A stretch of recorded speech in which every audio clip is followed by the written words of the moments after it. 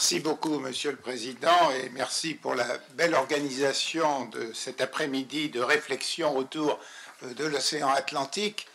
Donc, qu'est-ce qu'une frontière? Une frontière se définit de façon simple par une limite qui sépare.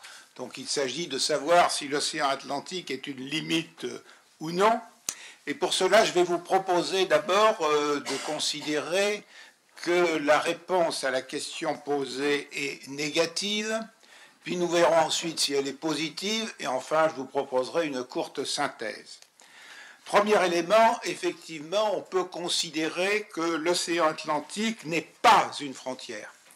Elle n'est pas une frontière si l'on considère d'abord les valeurs politiques des deux côtés des rives de l'océan Atlantique, puisqu'en fait, les valeurs de tout ce qui est l'Amérique sont largement nées dans la partie européenne de l'océan Atlantique, y compris dans toute leur diversité, puisqu'on va trouver à la fois les pères pèlerins avec leur logique puritaine, mais aussi l'attitude de William Penn qui considère que ce territoire doit avoir le sens de l'altérité.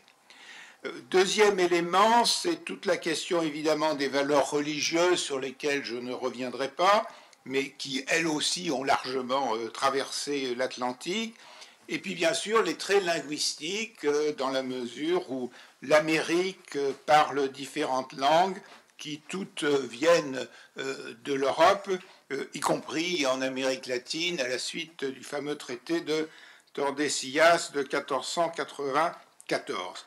Et enfin, autre trait politique important, c'est le fait que toute une partie des territoires de l'Atlantique ont un héritage historique semblable, dans la mesure où les trois quarts de ces territoires ont été des colonies et que ces pays ont réussi à se décoloniser vis-à-vis des peuples européens.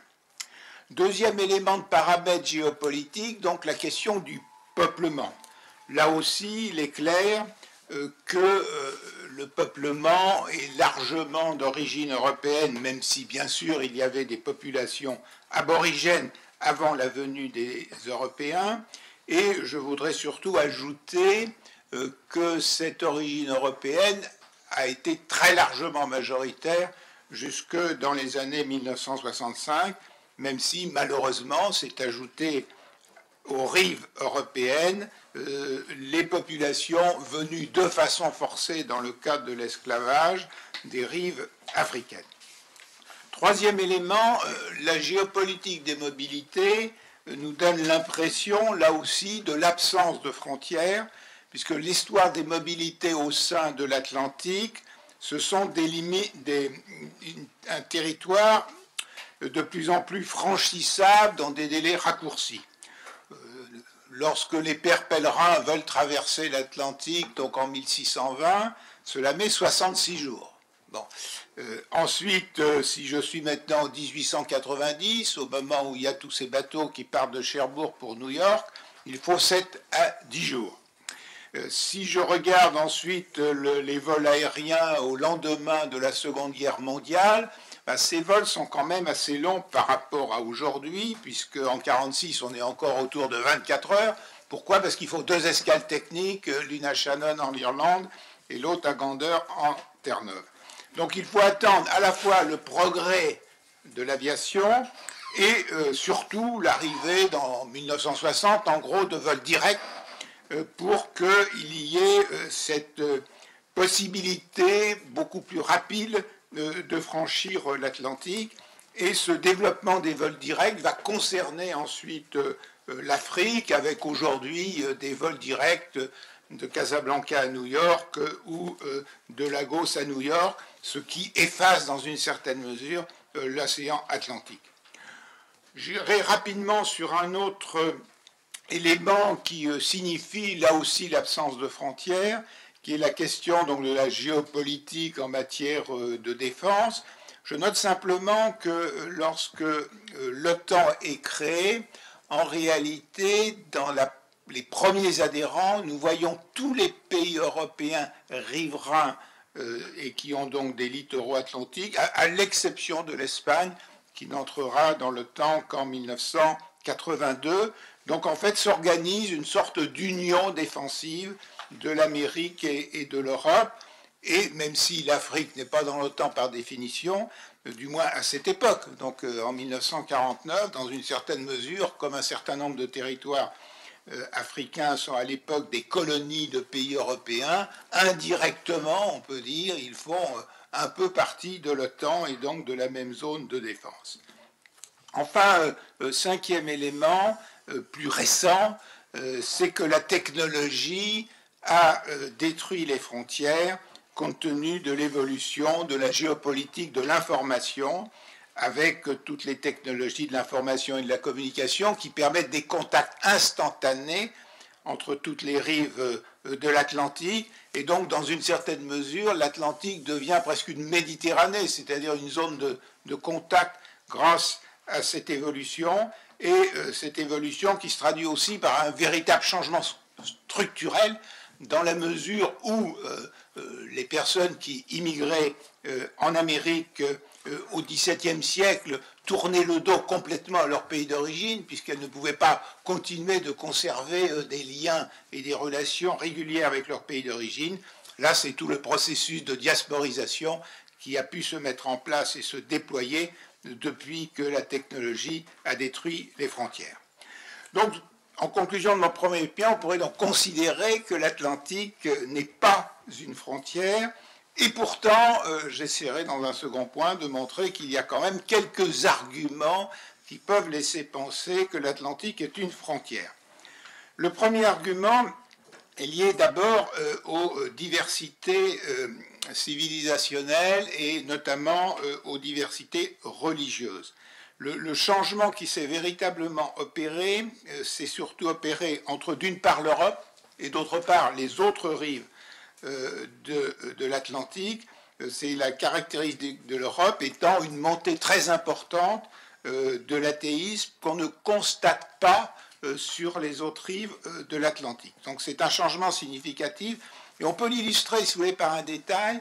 À chaque fois qu'il y a un nouveau congrès aux États-Unis, eh bien, on bénéficie d'une statistique qui nous dit combien il y a de Mormons, combien il y a de Juifs, combien il y a de catholiques, etc., au sein du Congrès des États-Unis. Donc on a une répartition religieuse des congressistes des États-Unis, ce qui ne se constate dans aucun pays d'Europe, évidemment pas en France qui est un pays laïque, mais dans les autres également.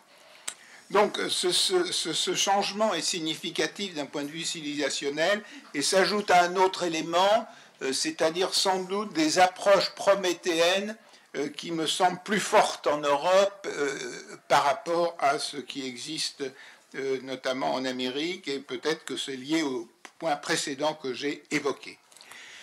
Le grand changement qui est intervenu à mon sens, c'est surtout en matière de peuplement, puisque en gros jusqu'en 1965, la réglementation des États-Unis fait en sorte que le peuplement américain reste à majorité anglo-saxonne, avec une politique de quotas qui décourage en fait la venue notamment des Asiatiques sur le territoire américain. Donc la grande réforme, elle va se faire à ce moment-là, sous Kennedy et sous Johnson, et là je dirais que pour moi, les États-Unis se sont désatlantisés. Et on le voit d'ailleurs dans les chiffres, c'est-à-dire en même temps, quand on regarde les chiffres, on voit qu'il y a de plus en plus d'Africains aux États-Unis, mais en même temps, si vous regardez d'autres chiffres, vous voyez que les originaires de Chine et d'Inde aux États-Unis sont beaucoup plus nombreux que les Africains. Donc c'est cette désatlantisation de la population, notamment des États-Unis, qui met en évidence que les États-Unis sont devenus ce que moi j'appelle un peu un État-monde, dans la mesure où nous avons cette diversité de population qui s'est développée depuis ces dernières décennies.